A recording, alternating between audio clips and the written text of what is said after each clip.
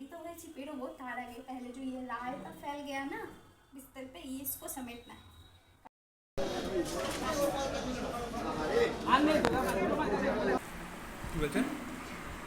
তেল খাওয়ার অ্যাপ্রোপ্রিয়েট নিয়ম। মাঝখানে সন্ধ্যের দিকে আমার দেওর মানে হচ্ছে, কিন্তু ও আমাদের সাথে একটা সমস্যা ঘটিয়ে গেছে, সেটা হচ্ছে ওর থাকার কথা ছিল কেটে। Very very very good morning to you, welcome back to our channel, to a brand new day and a brand new blog. আজকে হচ্ছে শনিবার ঘড়িতে এখন কটা বাজে বলতে পারছি না, কারণ সকাল সকাল পাওয়ার কাট হয়ে গেছে। ওই ঘরে গেলে বলতে পারবো, এই ঘরের ঘড়িটা বন্ধ হয়ে গিয়া পাওয়ার কাটের জন্য, এই জন্য বলা যাচ্ছে না। সকাল সকাল এখন ওয়েদারটা কদিন হলো টুটুটু ভালো দিচ্ছে, bright sunny day till now. এবার বিকেলের দিকে কি হবে জানি না, উইকেন্ডের দিন বিকেলের দিকটা ভগবান প্ল্যান করে সব ম্যাচাকার করে দিচ্ছে। কালও তাই হয়েছিল। তোমাদের একটু আমার গাছগুলো দেখাই। তো বর্ষায় এই দরজাটা এত জাম হয়ে গেছে, লোহার দরজাটা এক হাতে খুলতে পারছিলাম না, তাই জন্য ক্যামেরাটা অফ করে খুললাম। আচ্ছা তোমাদের দেখাই, দেখো আমার সেই মাধবীলতা গাছটা দেখেছো, এইখানে এইখানে উঠে এসছে, আঙুল দিয়ে দেখাতে নেই, সেই নিচ থেকে এটাকে তোলা হয়েছে, দাঁড়াও দেখাই। এই দেখো নিচ থেকে ও এখান দিয়ে উঠে উপরে এসছে। আর আমার কমলা লেবু গাছ, রঙ্গন ফুলের গাছ, সবাই এরা এখানে আছে। এখানেও আছে বেলি গাছ। কিন্তু আমার এই দুঃখটা হচ্ছে, কারি পাতাটা আসার পর থেকে আমার কারি পাতা দিয়ে আর মুড়ি ভেজে খাওয়া হলো না।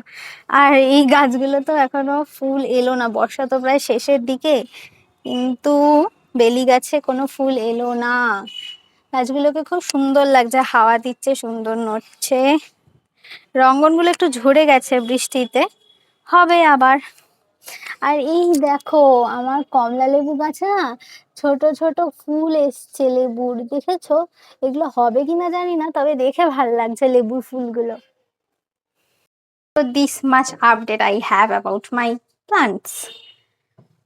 মাধবীলতা গাছটা তো ফুল হচ্ছে না, হবে আশা করছি ধীরে ধীরে। এসছে কদিনই বা হলো, এক জায়গা থেকে আরেক জায়গায় এদের আনা হয়েছে, তো যার জন্য এদের একটুখানি এখানে বড় হয়ে উঠতে, এখানে ইউজ টু হতে হয়তো টাইম লাগছে। আর here is our mister Banerjee with his phone. Obviously সকাল সকাল কারেন্ট যাওয়ার কারণটা লাইট অফিস থেকে ফোন করে জেনেছে। কি বলেছে? পুজো মেইনটেনেন্সের কাজ চলছে। পুজো মেইনটেনেন্সের কাজ চলছে, দুর্গাপূজা ইজ হিয়ার। ভাবাই যাচ্ছে না, এই অক্টোবর না সেপ্টেম্বরে পুজো রে?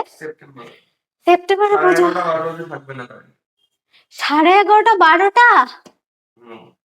এখন বাজে সবে 10টা, সেই কারেন্ট গেছে তখন বাজে 8:30। যাকগে যাক, আমি এখন চা খাই। এই গরমের মধ্যে চা প্যাথেটিক লাগে, তাও খেতে হবে, না হলে মোশন সেই মোশন হবে না।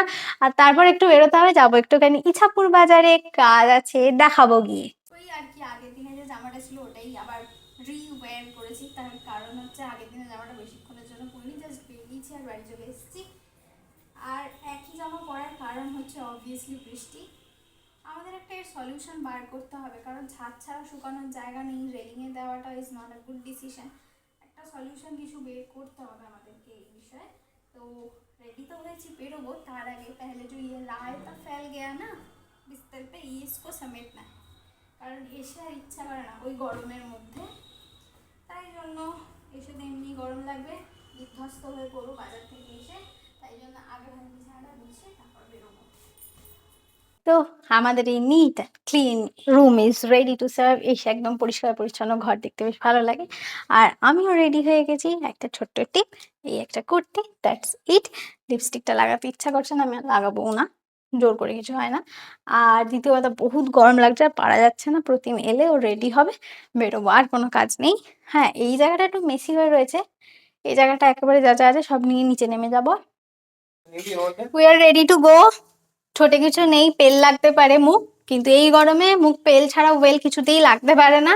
প্রতিমও রেডি, আমরা বেরোবো। আর প্রতিমের মুখে ওটা ওষুধ, নাথিং এলস। ইতিমধ্যে আমি নিচে ডালও বসিয়ে এসেছি, সেটা বন্ধ করে, আমার পার্সে, সেটা বন্ধ করে তারপর বেরোবো। একেবারে দেখা হচ্ছে রাস্তায় বেরিয়ে, বাকিটা ভয়েস ওভারে যাবে, কারণ এই গরমে এটা ক্যারি করলে না নষ্ট হয়ে যাবে। খুব একটা তো মানে বেস্ট কোয়ালিটি প্রোডাক্ট নয়, গরমে ঘামে এটা নষ্ট হয়ে যেতে পারে। তো দেখা হচ্ছে রাস্তায় বা বাজারে গিয়ে। আজকে হয়েছিল আমাদের রেকর্ড ব্রেক। আমরা একদম অন টাইম বাড়ি থেকে বেরিয়েছিলাম, কিন্তু রাস্তায় এত জ্যাম, মানে ভগবান আমাদের সাথ কখনোই দেবে না, ইচ্ছাকৃত লেট আমাদের করাবেই। তো যার জন্য রাস্তা জ্যামের জন্য আমাদের অনেকটা না 15 মিনিট মতো লেট হয়েছিল। আর এই যে দেখো, রাস্তার মধ্যে দিয়ে কি সুন্দর হেঁটে চলেছে নিনে, একদম নথর গতিতে, একই রাস্তায় জ্যাম, তার মধ্যে একদম রাস্তার মাঝখান দিয়ে হাঁটছে যাতে কেউ যেতে না পারে। আর এই যে আমরা এসে গেছি ইছাপুর স্টোর বাজারে শনি রোববার রাস্তা পার হওয়া, মানে শনি রোববার কি বলবো, রোজ দিনই রাস্তা পার হওয়া is such a big task. এত ভিড় হয়, এত গাড়ি থাকে না, পার হতে ভয় লাগে, কোনো সময় রাস্তা ফাঁকা থাকে না। আমি তো আজ অব্দি, এত ছোট থেকে বড় হয়েছি, আমি কোনোদিন এই রাস্তা ফাঁকা দেখিনি। আর এটা হলো আমাদের ইছাপুর স্টোর বাজারের এন্ট্রান্স। এটা তোমরা ফ্রন্ট ডোরও বলতে পারো, ব্যাক ডোরও বলতে পারো, মানে মাছ বাজার যদি যাও তাহলে এইটা মাছ বাজারে ঢোকার সোজা রাস্তা, আর সবজি বাজারে ঢোকার রাস্তা উল্টো দিকে। মাছ বাজারে ঢুকেই প্রথম সারিতে এই আমরা যে কাকুর থেকে নিই সেই কাকুর দোকান, নাড়ু কাকু, মানে বেসিক্যালি এটা গৌরাঙ্গ ফিশ মার্চেন্ট এই দোকানটার নাম। এই নাড়ু কাকুর বাবার থেকে মাছ নিত আমার বাবা, আর এখন মানে নাড়ু কাকুর যে বাবা, তিনি দেহ রেখেছেন, যার জন্য এখন নাড়ু কাকুর কাছ থেকেই আমরা মাছ নিয়ে থাকি। ও আমার বিয়ের সমস্ত মাছ এখান থেকেই গেছিল। সমস্ত মাছ বলতে যে মাছগুলো তত্ত্বে পাঠানো হয় সেইটা আর কি, এখান থেকেই নেওয়া হয়েছিল, বাকি তো ডেকোরেটর স্ক্যাটারার্সদের ছিল। আর ইনি হচ্ছেন পাশে বসে আছেন, যিনি চশমা পরে, ওনার চোখে অপারেশন হয়েছে, উনি হচ্ছেন মাছ কাটিং এক্সপার্ট। একদম বটিতে সুন্দর করে চকচকে ধার দিয়ে মাছ কাটছে, আর জিজ্ঞেস করছে যে ইলিশ মাছ কিরকম পিস হবে।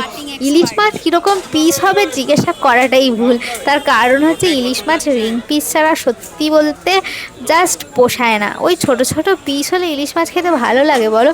ইলিশ মাছের যে পরিমাণ দাম বেড়েছে, বছরে তো ওই বর্ষাকালে এক কি দুবারই খাওয়া হবে আমাদের সাধারণ মানুষের জন্য, তো সেই এক দুবার খাবো, তাও যদি ছোট ছোট পিস হয় খেয়ে মন ভরে, ওই জন্য অবভিয়াসলি রিং পিসই চাই। আচ্ছা, আমরা সেদিন নিয়েছিলাম ইলিশ মাছ আর 1 কিলো 300 ওজনের একটা রুই মাছ, জ্যান্ত রুই মাছ, যেটা নোট ছিল। সেটাকে কাটতে গিয়ে যথেষ্টই কাকুকে বেগ পেতে হয়েছে, যদিও বা এই কাকু একদম কাটিং এক্সপার্ট, কিন্তু ওনার ছানি অপারেশন হয়েছে রিসেন্টলি, ওই জন্য উনি চোখে সানগ্লাস পরে, মানে যেটা ছানি কাটার পর চশমা দেয় সেটা পরেই কাটছেন।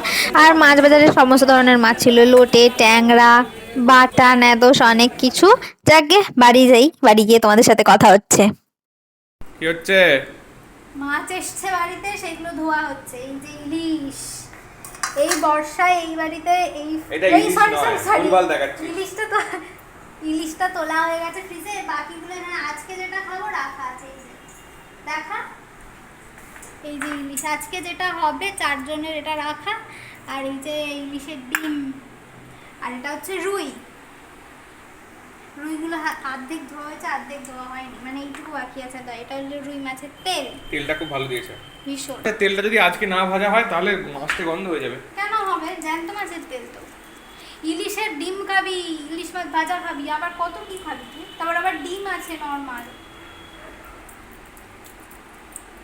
তো ডিমটা কি রেখে দিবি? বেগুন আনিস, ওই ডিম দিয়ে যে ঢাকা ভাজা করে দিতাম ওটা করে দেবো। না আমি বলছি কি, তাহলে কি তোর ডিমটা কি রেখে দিবি, মানে না আমি ডিম বলছি, মানে ইলিশ মাছ ভাজাটাকে সকালে খেয়ে নিবি, তারপরে বিকেলে কি ডিম খাবি? আচ্ছা আচ্ছা, আমি এটা এখন জানি। তো আমার ওপর দায়িত্ব পড়েছে যে ইলিশ মাছ কিভাবে ভাজা হচ্ছে সে ভাজাটা দেখানোর জন্য। তো মা এখন ভাজবে। আমাদের পেয়ে গেছে প্রচন্ড খিদে, কারণ আমরা সকালে গেছিলাম বাজার, খুব খিদে পেয়ে গেছে। এখন সব চান ফান করতে চলে গেছে, খায়নি।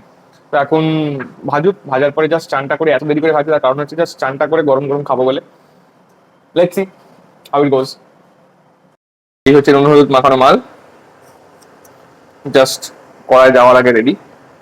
সো মা ভাজলে দেখাচ্ছি। খুব হাই ফাই ফ্লেমে ভাজবে না, তাহলে মানে হাই ফাই ভেজে দেবে, কড়া করে ভাজবে না, তাহলে গন্ধটা চলে যাবে। এই যে ইলিশ মাছ ঝপাত করে তেলের মধ্যে চলে গেল, এরপর যে সুন্দর গন্ধটা বেরোবে এবং দেখতে যে কি সুন্দর লাগছে, সেটা তোমাদের কথায় কি করে আমি বর্ণনা দিই বলো তো? মানে ইলিশ প্রেমী যারা আছে আমার মতো, তারাই এটা রিলেট করতে পারবে। যারা ইলিশ মাছ ভালোবাসে না, যেমন প্রতিম, প্রতিম ইলিশ মাছ ভালোবাসে না, কোন গ্রহের প্রাণী আমি জানি না, কিন্তু ইলিশ মাছ নাকি ভালোবাসে না, সত্যিই ভালোবাসে না। ওকে ইলিশ আর বিরিয়ানি পাশাপাশি দিলে ও বিরিয়ানি খাবে, ইলিশ খাবে না। যাই হোক, বাকিটা প্লেটে দেখাচ্ছি। আজকে আমরা তাড়াতাড়ি স্নান করে চলে এসেছি, তার কারণ আমাদের সেন্টার অফ অ্যাট্রাকশন ইলিশ মাছ। আর এই যে ইলিশ মাছের তেল, মানে ইলিশ মাছ ভাজা তেল এবং ইলিশ মাছের তেলও এর ভিতর রয়েছে লুকিয়ে। আর আমাদের তো দই থাকেই। আজকের মেনুগুলো দেখিয়ে দিই।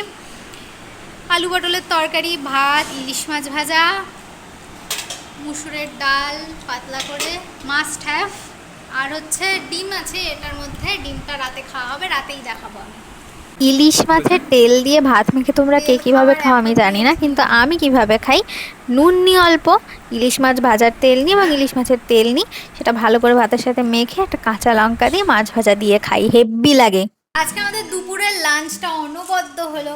ইলিশ মাছ ভাজা দিয়েই পুরো ভাতটা অর্ধেক খেয়ে নিলাম আমি। একটু পটলের তরকারি নিয়েছিলাম, ওটুকু খেলাম, আর দই। সিম্পল বাট দুর্দান্ত। আর প্রতিম করছে গিটার প্র্যাকটিস। আর আমাদের সাথে ওয়েদারও কিন্তু সাথ দিয়েছে। বাইরে দেখো ঝমঝমিয়ে বৃষ্টি নেমেছে সকাল থেকে। আকাশে প্রচুর রোদ ছিল, কিন্তু তারপর যে ইলিশ মাছ আমরা খেতে বসেছি অমনি ঝমঝমিয়ে বৃষ্টি নেমেছে। ওয়েদারও চায় যে আমাদের প্রথম ইলিশ মাছ খাওয়া বৃষ্টির সাথেই হোক। ও আচ্ছা, এইটা হচ্ছে মৌরি, মিষ্টি মৌরি। এই সমস্ত খেয়ে একটুখানি মুখ শুদ্ধি না খেলে হয়, ওই আর কি। দুপুরবেলা ইলিশ মাছ খেয়ে একটা জম্পেশ ঘুম হয়েছিল অ্যাজ ইউজুয়াল।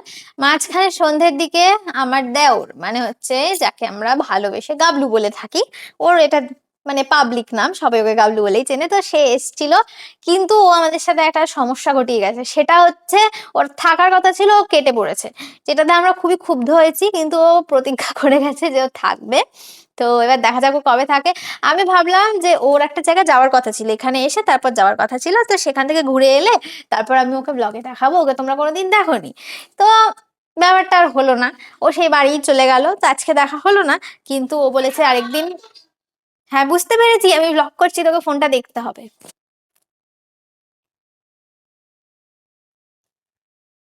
দেখেছি কে আগে, কে দিয়েছে সারা, তার অনুরাগে কে গো দিশাহারা। তোর মুখে এখানটা মানায় না। আমার অনুরাগেই তুই দিশাহারা হয়েছিলি 1.5 বছর। অনেকদিন ভাবছি একটা গান রেকর্ড করবো। ঠিক আছে, কালকে। আচ্ছা হ্যাঁ, যেটা বলছিলাম, তো ও বলেছে যে এসে থাকবে, তো তখন তোমাদের সাথে দেখা করাবো। আজকে তো আর হলো না। আর এখন যাবো আমরা রাত্রিবেলা খেতে, রাতের খাবার। আর সন্ধ্যাবেলা আজকে বিশেষ কিছু কেউই কিছুই খাইনি, পেট ভরা ছিল। এখন যাবো রাত্রে খেতে। আর কালকে যেহেতু রোববার, তাই জন্য আমরা প্ল্যান করছি কালকে কি করা যায়, কি করা যায়। ভালো একটা বাংলা মুভি এসছে, পুতুল নাচের রীতিকথা, সেটা ব্যারাকপুর জয়ন্তীতে দিয়েছে। জয়ন্তী অনেস্টলি স্পিকিং লাস্ট টাইম গিয়ে খুব খারাপ অভিজ্ঞতা হয়েছে। স্পিকার গুলো সব ফাটা ফাটা আওয়াজ হয়, ভালো লাগেনি। তো দেখা যাক কোথায় কি দেখি না দেখি, এখনো কিছু প্ল্যান হয়নি আমাদের, তো লাস্ট মোমেন্ট প্ল্যান হয়। চলো খেয়ে নি, দেখাই ডিনারে কি এক্সাইটিং মেনু আছে। ডিনারে নাথিং এক্সাইটিং, নর্মাল মেনু আছে, চলো। হ্যাঁ, রাতের খাবার দুপুরের মতো এক্সাইটিং কিছু ছিল না, তবে খারাপও কিছু ছিল না। পেটের পক্ষে একদম শান্তিজনক। ডাল, ঢেঁড়স ভাজা আর আলু কুমড়োর তরকারি, মানে হচ্ছে কুমড়োর ছক্কা, যেটা একদম সোনামুখ করে খেয়ে নিয়েছিলাম, নাহলে পেটের হতো সমস্যা, তাই জন্যই আর কি। ডিনার ডান। তাহলে এবার কিসের পালা? রাত্রিবেলা ঘুমোতে যাওয়ার পালা। বাট প্রতিম বসেছে এখন এক্সাম দিতে। তাহলে কাল এক্সাম দেবে, যাই হোক এক্সাম পোস্টপন্ড হয়েছে। পোস্টপন্ড হয়নি, ও করেছে আর কি, মানে হচ্ছে রিস্কেডিউল করা যায়। তো যাকে এখন শুতে যাব। তো তোমাদের টাটা করে দিই, তারপর ব্রাশ করে শুয়ে পড়বো। That's it for today. চলো, আজকের মতো এইটুকুই থাকছে। যদি আমাদের ব্লগগুলো দেখতে আমাদের ভালো লেগে থাকে, তাহলে please do like, share and subscribe আর YouTube channel which is it's perfect. আর যারা আমাদের ফেসবুক পেজ বা ফেসবুক প্রোফাইল থেকে ব্লগের গ্লিমস গুলো দেখছো, তাদের যদি ভালো লাগে তাহলে অবশ্যই আমাদের চ্যানেলটা একটু ভিজিট করো, লাইক করো, শেয়ার করো, সাবস্ক্রাইব করো। টাটা।